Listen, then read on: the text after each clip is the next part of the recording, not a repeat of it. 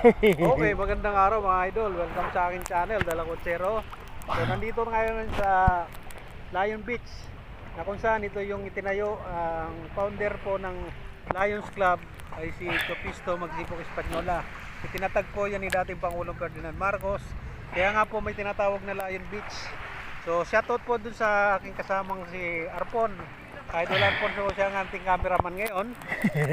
So kami po naliligo dito sa Lion Beach. So ito pong Lion Beach na to, matagpuan po to sa Dajanga City, na ngayon ay General Santos. So binago po nila ang history dahil kasama ko yun sa lilinlang nila sa taong bayan, para hindi po ma-detect, hindi malaman ang katotohanan tungkol kay Italiano. So nandito kami ngayon ang aking kasamang isang vlogger na para ihayag sa inyo ang katotohanan. So sinamantala namin dahil nandito kami sa Pulumulok. So pumunta kami dito sa Lion Beach. 1970 po, ito po ay inauguration. Nandun po, may picture po si Italiano o si Don Chopisto Magsipok Española. Nakasama po si Madam Imelda Marcos. Alam niyo si Madam Imelda Marcos po mga kababayan, yan po ay paboritong isama ni Don Chopisto o ni Italiano sa mga gathering, kasi alam naman natin pinakamagandang babae nung panahon niya na si Madam Imelda Marcos. Kaya kasama yan lagi, paboritong kasama yan ni Italiano, si Madam Imelda Marcos sa lahat ng mga, sabi natin may mga gathering, may mga bisita si Italiano, laging nandun yan si Madam Imelda Marcos. Kaya hindi po pwedeng hindi niya kilala ni Madam Imelda Marcos itong sinasabi namin na si Italiano, si Don Chopisto Magsipok Española. Ito yung lolo ni Tata o Mr. Robert Sanchez Española. Siya po yung White Spiritual Wonder Boy, Morning Star, na tinatawag po ni dating Pangulong Ferdinand Marcos. Alam nyo kasi, nung panahon na siya ang ating Pangulo, yung mag-asawa na yan, laging nandito sa Pulumulok, sa Palkan, doon sa mansyon ni Lolo. So madalas po yan dyan. At tuwing darating dito yan sa Palkan, doon sa mansyon, agad-agad niyang pinasusundo itong si White Spiritual Wonder Boy, o si Tata kung tawagin namin, si Mr. Robert Española. Madalas niyang kalaro yan ni dating Pangulong Ferdinand Marcos, at inilalagay dito yan sa balikat niya. Sinisigaw lagi, ito yung aking Wonder Boy. Kaya sila po nagpapalitan na magbantay. Yung tatay ni Tata na si Rodolfo Remas Española po, si Sergeant Rodolfo. Ito po yung tatay ni Sir Robert Sanchez Española, na ang codename po nito si King Anthony Santiago Martin Akiram. So sila po ang nagpapalitan. Kapag wala si dating Pangulong Ferdinand Marcos, ang magbabantay doon yung tatay niya. At kapag nandyan si Pangulong Ferdinand Marcos, siya naman yung nagpapalitan. Kaya alagang-alaga nila itong si Tata. Kaya lang nung dumating ang panahon, yung inambos, pinatay si Sergeant Rodolfo Española o si King Anthony Santiago Martin Kiram noong September 30, 1972, doon po sa Barangay Pangyan sa Sarangani. So namatay po ito, doon na po nagsimula ang lagim ng buhay ni Sir Robert Sanchez Española, dahil nagpatago-tago na po ito simula bata. So 1975, ito po ay napadpad sa Quezon City, dyan sa Krame po, hanggang sa lumipat siya sa Libis. Pagdating po sa Libis, dinala po siya sa Biluna Hospital. Bata pa siya, 1975, ang sabi ni Tata, siya po inoperahan ng mga doktor. Ang doktor, foreigner yung iba, at nilagyan po siya ng palatandaan, kung baga binaon sa kanya yung microfilm.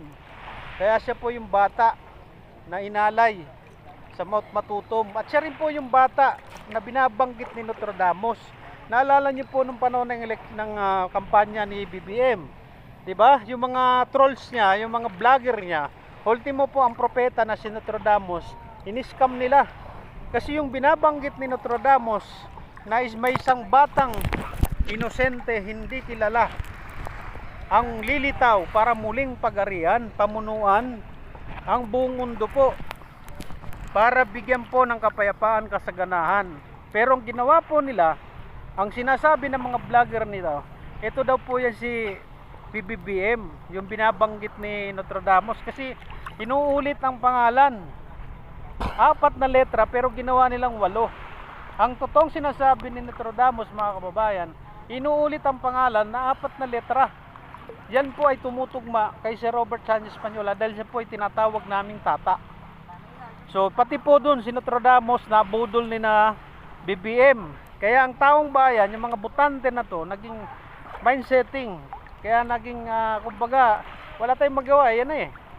Pero itong sinasabi dito na yung binabanggit ni Nostradamus, ito yung bata. Yung batang inalay sa Mount Matutom. Siya yung batang tinutukoy ni Nostradamus na may isang batang inosente, hindi kilala, ang lilitaw para muling pagarian, ibangon ang buong mundo sa kahirapan at ibigay ang kasaganahan. At inuhulit po ang pangalan na yon. Ito po yung bata na si Tata. Siya po yung tinutumbok o sinasabi ni Nostradamus sa kanyang propesiya. So siya po ito. Kaya lang ang problema mga kababayan, eto tayo, naka-mindsetting tayo dito kay Bongbong Marcos na wala namang maibigay. Ang sinasabi niya, di ba, nangako siya na maging 20 pesos yung kilo ng bigas. Matutupad sana yan mga kababayan dahil ultimo si Mr.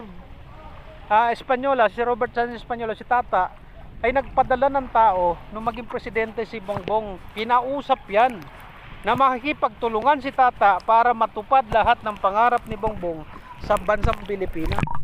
Pero anong ginawa? Binaliwala po nila hanggang dumating po yung punto na si Tata ay sumulat po sa Indonesia, sa mga bangko po doon. Nag-respond po sila, nagpunta po ang representative ng mataas sa bangko sa Indonesia dito sa Pilipinas at nakipag-usap, nag-settle kay PBBM na handa silang mag-invest, handa silang makipagtulungan, basta hanapin lang yung batang sinasabing ni si Mr. Robert Española o si King ASM dahil siya ay makakapagbukas nito. Pero anong ginawa ni BBM? Nakarating po sa kampo ni Tata ang sinasabi ni BBM, yung Robert Sanchez Española ay matagal nang patay. So itong nagpapakilala, isang scammer. Iisipin ninyo mga kababayan, kinaya ni BBM na sabihin niyang scammer itong si Tata Robert Española, samantalang kilala nila ito. Alam nila itong si Mr. Robert Española ang totoong tagapagmana, pero kinaya ni BBM na sabihin niyang scammer. Ang tigas ng dibdib ni BBM mga kababayan. Ang totoong scammer siya. Bakit? Yung totoong BBM 1975 patay na at nakasulat po yan sa The Last Will and Testament. Pero kiniklaim niya siya ngayon yung si BBM. So siya yung nanloloko, hindi po ang kampo ni Sir Robert Española. Kahit si Madam Imelda Marcos, alam po ang sinasabi namin. So dito ngayon medyo nag-enjoy po kami kasi medyo nag-aambon-ambon sa blessing po ito sa amin. Dahil ditong napakagandang beach na to na kinalimutan na. Nakakasaad ito sa kasaysayan, 1970 ang inauguration nito. Nabisita pa si Madam Imelda Marcos. Mayroon po kaming larawan niya na may kumbaga mayroon kaming ebidensya na kung saan nandun si Madam Imelda Marcos. Kaya shoutout sa lahat ng mga kalokwatsero sa Arpon Traveling at sa mga sumusuporta sa amin. Mabuhay! Mabuhay!